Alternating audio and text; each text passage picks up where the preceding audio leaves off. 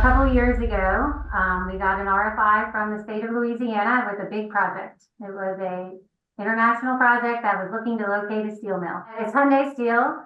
This will be their first steel manufacturing plant in the United States. It's primarily to service their auto plants, their Kia and Hyundai facilities in Alabama and Georgia. And they're hoping to expand, and they would like to one day make this a hydrogen fuel cell part of their hydrogen economy. So we didn't have a steel manufacturer, and we did not have anything in that space to start training on. So it was an extra incentive for us to be able to have a new industry that we haven't had, making steel in a way that's never been done.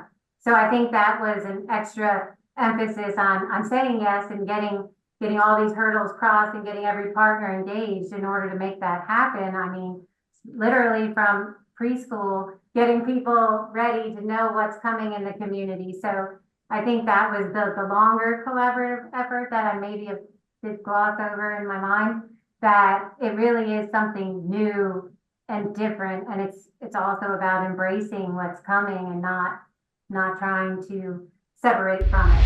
So they had a very specific list of what they needed out of a site, and we were, I think, one of two places in Louisiana that could actually meet those needs. So we had this 17,000 acre dream.